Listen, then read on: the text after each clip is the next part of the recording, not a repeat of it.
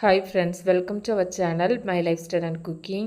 First time பார்க்குறீங்கன்னா subscribe பண்ணிட்டு பாருங்க friends. நம்ம இன்னைக்கு கோதுமை ரவை வச்சு ஒரு ஹெல்த்தியான ஸ்நாக்ஸ் ரெசிபி தான் பார்க்க போகிறோம். இது ஸ்நாக்ஸாக மட்டும் இல்லை, பிரேக்ஃபாஸ்ட்டாக கூட செஞ்சு சாப்பிட்லாம். கலந்தப்ப ரெசிபி தான் நம்ம இன்னைக்கு செஞ்சுருக்குறோம். ரொம்ப ஈஸியாக செஞ்சிடலாம்.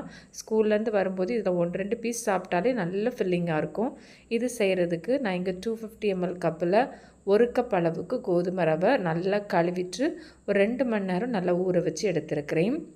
இப்போ இதில் இருக்கிற தண்ணியை நம்ம வடிச்சிட்டு ரவையை மட்டும் எடுத்துகிட்டு வந்துடலாம். உங்களுக்கு பார்த்தாலே தெரியும், ரவைலாம் நல்லாவே ஊறி வந்திருக்கு. ஒரு 2லேருந்து 3 மணி நேரம் வச்சாலுமே போதும். இப்போ இந்த ரவையை மிக்ஸி ஜாருக்கு மாற்றி எடுத்துக்கலாம். இது கூடவே ஒரு 1/2 கப் போல் தண்ணி சேர்த்துட்டு ஃபஸ்ட்டு ரவையை நல்லா பேஸ்ட்டாக அரைச்சி எடுத்துக்கலாம். இது போல் நல்ல பேஸ்ட்டாக அரைச்சிட்டு இது கூடவே ஒரு 1/2 கப் போல் அரிசி மாவு சேர்த்துக்கலாம். கூடவே ஒரு 3 டேபிள் ஸ்பூன் போல் துருவின தேங்காய் சேர்த்துருக்கிறேன். 2 ஏலக்காய் வாசனைக்காக சேர்த்துருக்கிறேன். நீங்கள் ஏலக்காய் பொடி இருந்தால் கூட சேர்த்துக்கலாம். இதில் திரும்பவும் ஒரு 1/2 கப் போல் தண்ணி சேர்த்துட்டு இதை நல்லா இது போல் பேஸ்ட்டாக அரைச்சி எடுக்கணும். மொத்தத்தில் நம்ம 1 கப் அளவு தண்ணி சேர்த்துருக்குறோம். இப்போ இதை ஒரு பாத்திரத்தில் சேர்த்து நல்லா கலந்து எடுத்துக்கலாம்.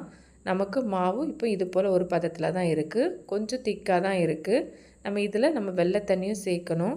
அதுக்கு ஒரு பாத்திரத்தில் ஒரு 3/4 கப் போல் வெல்லம் சேர்த்துருக்கிறேன். இதில் ஒரு 1/2 கப் போல் தண்ணி சேர்த்துக்கலாம்.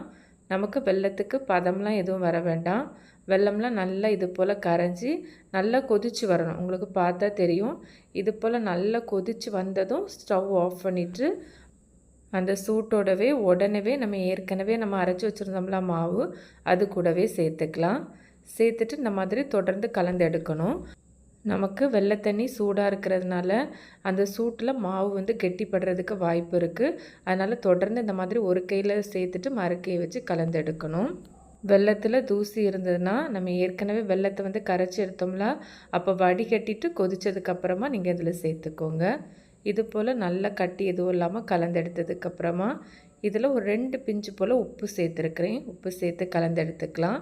இது கூடவே ஒரு 2 பிஞ்சு போல் பேக்கிங் சோடா சேர்த்துருக்கிறேன். பேக்கிங் சோடா வேண்டான்னா ஸ்கிப் பண்ணிக்கலாம். சேர்க்கலைன்னா ரொம்ப மேலே பொங்கி வராது, அது மாதிரி ரொம்ப சாஃப்டாகவும் இருக்காது. ஆனால் சுவை ஒரே மாதிரி தான் இருக்கும். சேர்த்து இந்த மாதிரி நல்லா அந்த மாவோடு சேர்ந்து வர மாதிரி கலந்தெடுத்துக்கலாம். இப்போ நான் ஸ்டவ்வில் ஒரு குக்கர் எடுத்து வச்சுருக்கிறேன். குக்கர் நல்லா சூடானதுக்கப்புறமா இதில் ஒரு 2 டேபிள் ஸ்பூன் போல் எண்ணெய் சேர்த்துக்கலாம். நான் இங்கே தேங்காய் எண்ணெய் தான் சேர்த்துருக்கிறேன். நீங்கள் இதுக்கு பதிலாக நெய் சேர்த்துக்கலாம். இல்லை வேறு ஏதாவது குக்கிங் ஆயில் சேர்க்குறதா இருந்தால் கூட சேர்த்துக்கலாம். இதில் கொஞ்சமாக தேங்காவை சின்ன பல் போல் வெட்டி சேர்த்துருக்கிறேன். இதை நீங்கள் கொஞ்சம் கூட்டி குறைச்சி கூட சேர்க்கலாம். அது மாதிரி தேங்காய் வேண்டான்னா அதுக்கு பதிலாக நட்ஸ் கூட சேர்த்துக்கலாம். சேர்த்துட்டு தேங்காவை இந்த மாதிரி பொன்னிறமாக வறுத்தெடுக்கணும். அடுத்ததாக இது கூடவே 1 டீஸ்பூன் போல் எள்ளும் சேர்த்து நல்லா வறுத்ததுக்கப்புறமா இதிலேருந்து கொஞ்சமாக எடுத்து தனியாக மாற்றி வச்சிடலாம். அதை நம்ம மேலே அந்த அப்பத்துக்கு மேலே சேர்த்துக்கலாம். இது போல் கொஞ்சம் தனியாக மாற்றிட்டு ஃப்ளேமை ஹை ஃப்ளேமில் வைக்கணும். ஹை ஃப்ளேமில் வச்சுட்டு தான் நம்ம இதில் மாவு சேர்க்கணும்.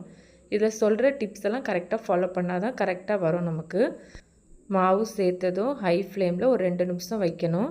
உங்களுக்கு பார்த்தாலே தெரியும், அந்த ஓரங்கள்லாம் நல்ல பப்பிள்ஸ் மாதிரி வந்திருக்கு. இது போல் வர ஆரம்பித்ததும் நம்ம இதில் ஏற்கனவே எடுத்து வச்சுருந்தோம்ல தனியாக மாற்றி தேங்காயெல்லாம் அதை இதில் சேர்த்துக்கலாம். இதில் முக்கியமான ஸ்டெப்னு பார்த்திங்கன்னா, நம்ம சூடோட வெள்ளை தண்ணி சேர்க்கணும். அது மாதிரி இதில் மாவு சேர்க்கும்போது ஹை ஃப்ளேமில் இருக்கணும். இப்போ நமக்கு ஃப்ளேம் ஹை ஃப்ளேமில் தான் இருக்குது.